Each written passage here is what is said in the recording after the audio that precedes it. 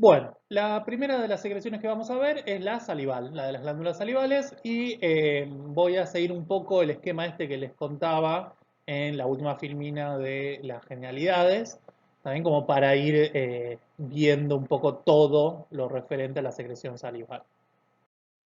Lo primero que tenemos que ver entonces es la estructura de las glándulas salivales, tanto macro como micro. A nivel macro, a nivel anatómico, vamos a encontrar tres pares de glándulas salivales mayores, las glándulas parótidas, una de cada lado, las glándulas submaxilares y las glándulas sublinguales, cada una con su conducto excretor, el conducto excretor de la glándula parótida, el conducto parotidio o de Stenon, que es el tipo que lo descubrió, drena a nivel del segundo molar superior, ¿ven? Ahí, arriba, mientras que la submandibular y la sublingual drenan en el piso de la boca.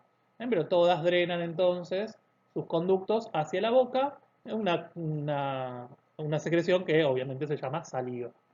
¿Ven?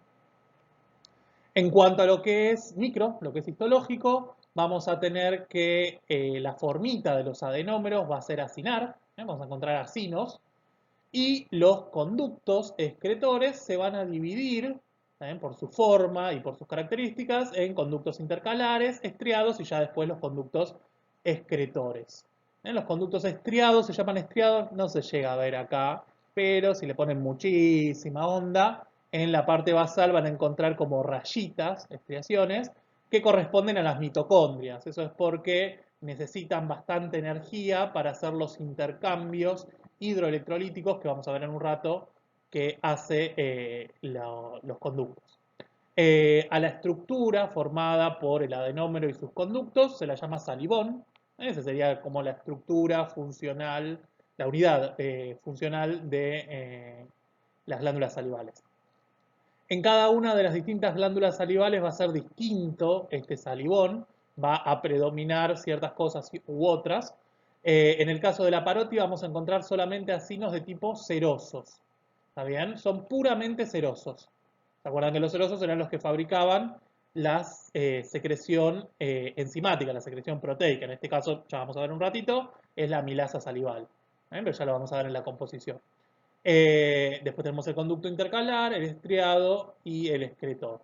En el caso de la submaxilar, los acinos, los adenómeros, son mixtos, porque encuentro de los dos, pero con predominio seroso.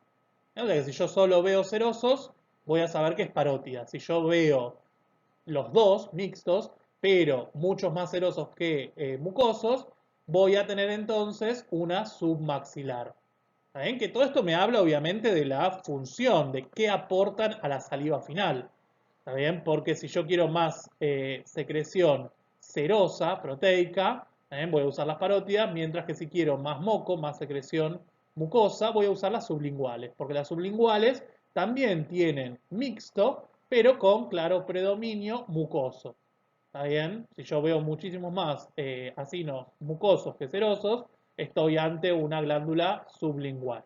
¿Está bien? Tanto es así que de hecho en algunos libros directamente le pone solo mucoso. ¿Está bien? Ignora esta partecita serosa porque son muy poquitas en comparación. En cuanto a los conductos también, fíjense que en la parótida predominan los conductos intercalares, mientras que en la submaxilar predominan los estriados, y en comparación con los otros dos, en la sublingual predomina el excretor, porque estos son chiquititos. Entonces, así es como voy a tener la estructura, tanto macroscópica como microscópica, en las glándulas salivales.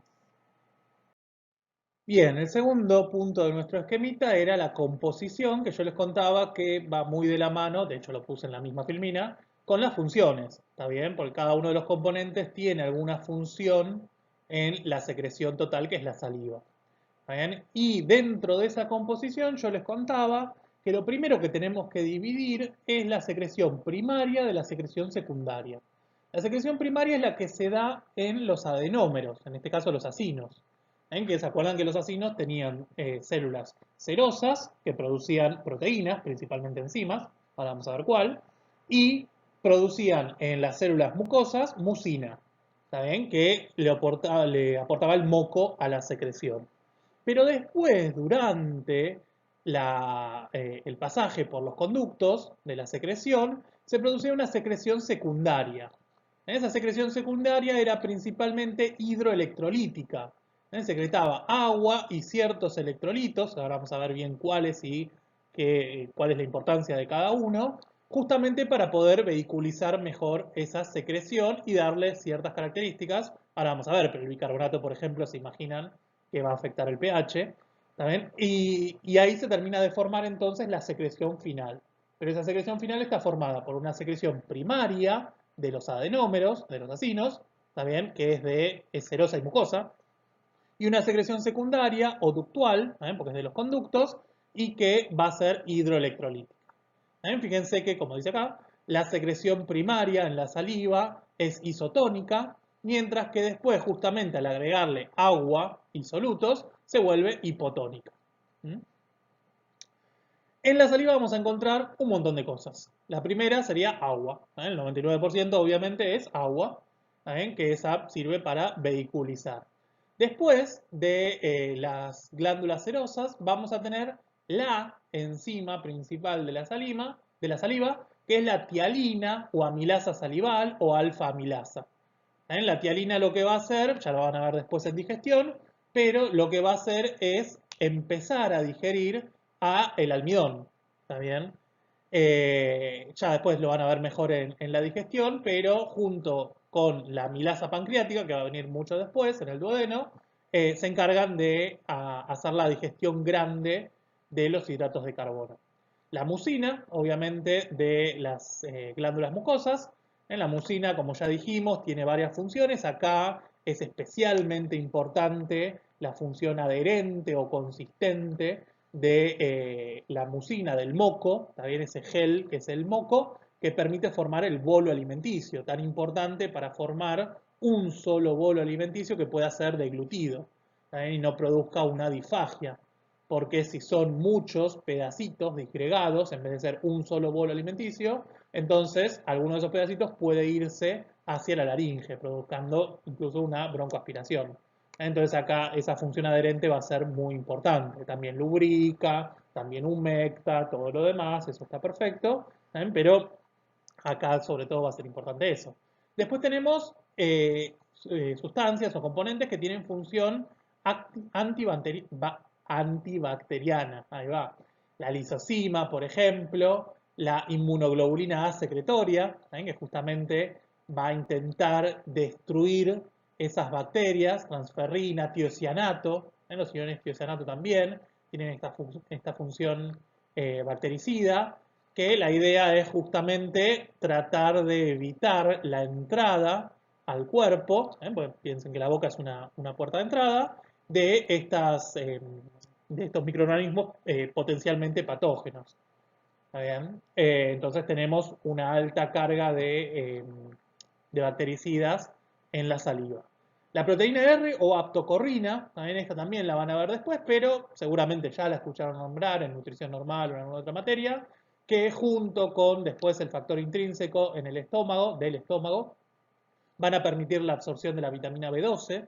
También esta va a ser muy importante para que se una a la vitamina B12 y pueda pasar por el pH del estómago para después, al unirse al factor intrínseco, poder ser absorbida a través del líquen. Y después tenemos, como les contaba, en la secreción secundaria, distintos iones, toda la secreción hidroelectrolítica. ¿Está bien? Principalmente lo que va a pasar, a medida que va pasando por el conducto, es que se va a reabsorber tanto sodio como cloruro, absorción, y se van a secretar principalmente, o se van a ser intercambiados por potasio y bicarbonato. ¿Está bien? Esta secreción va a hacer que en la saliva final el sodio y el sodio y el cloruro sean menores que en el plasma, mientras que el potasio y el bicarbonato sean mayores. Esto, se imaginarán, es importante porque da un pH necesario óptimo para la función de la tialina, ¿está bien? Y para tratar de dar el medio ambiente necesario para que se produzcan todas estas funciones. ¿Está bien? O sea que, obviamente, si tiene una concentración alta de bicarbonato, ya se imaginarán que el pH entonces va a tender a ser ligeramente básico en la saliva. también va a ser alto comparado con el neutro, ¿no? Bien, tenemos además fluoruros, tenemos el tiosinato, ya les contaba, que es principalmente bactericida, sulfatos, fosfatos, tenemos otros iones, pero esos son los principales. ¿Está Fíjense que el pH, está bien, va a ir variando, mientras que en reposo va a poder ser un poco más ligeramente ácido, va a poder ser un poco menos básico porque va a tener menos bicarbonato, pero va a ir subiendo a medida que vayamos estimulando los conductos. ¿Está bien? Esto de la secreción primaria y secundaria va a ser muy importante en distintos órganos, no solo acá en la saliva, porque nosotros podemos estimular en forma diferencial a los adenómeros, a los conductos, y por lo tanto obtener una secreción final que tenga más secreción primaria o más secreción secundaria, que sea más diluida o con más enzimas o con más moco o con lo que sea. Porque acuérdense que también teníamos varias glándulas salivales que algunas tenían más acinos serosos y otras tenían más acinos mucosos. Bien, el próximo paso es la estimulación, que se acuerdan que yo les contaba que los estímulos van muy de la mano con la regulación. Porque la regulación es básicamente tomar cierta información, ciertos estímulos y transformarlos en un estímulo o inhibición de esa glándula. ¿Está bien? Acá es especialmente cierto en el caso de la secreción salival, porque piensen que no hay mucho tiempo para hacer todo ese camino de regulación para obtener una acción y una reacción. Pues piensen que el bocado, ¿está el bolo alimenticio, se encuentra menos de un minuto, está segundos en la boca antes de ser deglutido y pasar al próximo órgano. Entonces, acá van muy de la mano los estímulos con la regulación, es prácticamente lo mismo, porque yo tengo que estimular muy rápido a la saliva, ¿también? A las glándulas, para que puedan producir saliva, para poder llegar a ese alimento que no va a estar mucho tiempo. Entonces, acá voy a tener diversos estímulos. De hecho, la estimulación empieza todavía antes que cuando el alimento llega. Lo primero que pasa es una fase cefálica. Cuando yo pienso en el alimento, cuando yo anticipo el alimento, cuando yo huelo el alimento, cuando yo veo el alimento, sobre todo si me gusta mucho, se me hace agua a la boca. O sea, básicamente empiezo a salivar en preparación para ese primer bocado. Porque si yo esperara que ese primer bocado llegue y toque la lengua, toque la boca, entonces ese primer bocado no obtendría suficiente saliva, no le llegaría suficiente saliva, entonces está este mecanismo para anticipar el alimento y por lo tanto que ya haya saliva esperando en la boca. Eso de que se me hace agua a la boca. Después tengo la estimulación local. Cuando el alimento está en la boca se produce la fase oral en la cual se produce saliva por el estímulo del mismo alimento. Ese estímulo puede ser químico, también por ejemplo el gusto amargo o el gusto ácido, también seguras vieron un bebé comiendo limón o alguna cosa muy ácida, también enseguida produce una reacción, también esa reacción, entre otras cosas, produce saliva, también, y además de un estímulo mecánico, un estímulo físico, sobre todo los alimentos que son más suaves, también en su superficie, como un caramelo, por ejemplo, va a producir mucha saliva. Bien. Y después, por último, tenemos una fase gastrointestinal, que esta sí va más de la mano de la regulación que del estímulo. ¿Está bien? Pero ven que prácticamente es toda una sola cosa. La regulación puede modificar la saliva cuando ya no el bolo alimenticio, sino ya el quimo se encuentra en el estómago o en el intestino. Entonces, por ejemplo, ciertos irritantes que pueden producir una irritación justamente en el estómago o que pueden producir un exceso de la producción de ácido clorhídrico, pueden llegar a producir una saliva con más bicarbonato justamente para que al deglutir estemos neutralizando un poco esa acidez. ¿Está bien? Entonces, tengo una regulación desde una fase posterior que sería la gastrointestinal. Si yo quiero utilizar todas estas fases, lo voy a tener que hacer a través de la estimulación directa de las glándulas salivales que va a ser por el sistema nervioso autónomo. El parasimpático, que es el que estamos viendo acá, y el simpático que lo vamos a ver después. El parasimpático sea desde la fase cefálica, de acá más arriba en el cerebro, que venga hacia el tronco del encéfalo, o desde la fase oral, bien, por los corpúsculos gustativos, que también por nervios llegue hacia el tronco del encéfalo, más específicamente al núcleo del tracto solitario, ¿está bien? Del par 10, y a los núcleos salivales, tanto el superior como el inferior, y esos van a procesar esa información y la van a enviar a través de dos nervios, el glosofaringio, el 9, que es el que va a la parótida, y el 7, que es el que va a las glándulas submandibular y sublingual, el facial. Esos dos nervios entonces van a llegar a estas glándulas estimulándolas. Porque el parasimpático básicamente me estimula la producción de saliva ante los estímulos orales o cefálicos de acá arriba, que no están dibujados, pero tendrían de acá arriba.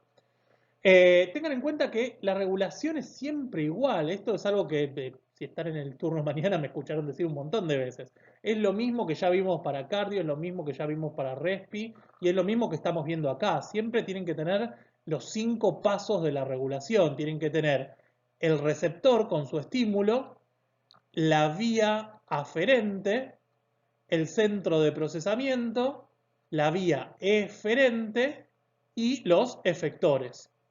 En este caso son las glándulas que van a secretar la saliva, pero es siempre lo mismo. O sea, es lo mismo, pero aplicado ahora a secretar saliva. Es lo mismo que vimos cuando vimos la regulación de la presión y es lo mismo que vimos cuando vimos la regulación de la ventilación. Nada más que acá decía apnéutico y neumotáxico, o antes decía el centro rítmico, ¿está bien? O el vaso motor o el cardioestimulador, pero es siempre lo mismo. ¿Está bien? Necesito esas 5 cosas y en este caso lo que voy a estar haciendo ante un estímulo, regulando, en este caso estimulando, a la secreción de saliva. En el caso de esta estimulación, esta regulación del parasimpático, no solo voy a estar estimulando a las glándulas la secreción de saliva, sino que algo importante que hace el parasimpático en la secreción salival es producir una gran vasodilatación en la misma glándula. Está bien, a través de la bradiquinina principalmente, va a producir una vasodilatación que hace que llegue más sangre, lo cual además de producir más secreción por la nutrición de las células, también lo que va a hacer al traer más sangre es tener disponible más agua para poder secretar y por lo tanto los conductos van a poder secretar una secreción hidroelectrolítica más profusa y por eso es que ante el estímulo del parasimpático yo voy a tener una secreción que es bastante acuosa.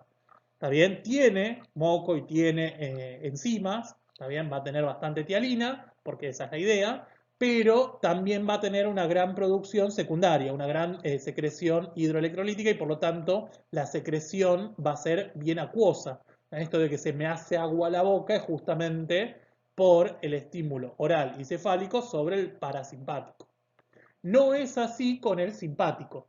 En el simpático, ¿se acuerdan que, a diferencia del parasimpático que era cráneo sacro, o sea, puedo salir de acá del tronco del encéfalo, acá no, en el simpático no podía salir del tronco del encéfalo, sino que tenía que salir de la región toracolumbar. O sea que para poder llegar a la boca tengo que tomar el caminito, ¿se acuerdan de la cadena laterovertebral? Llegar hasta el ganglio cervical superior, el más superior que puedo agarrar, y de ahí poder salir hacia la boca y las glándulas salivales.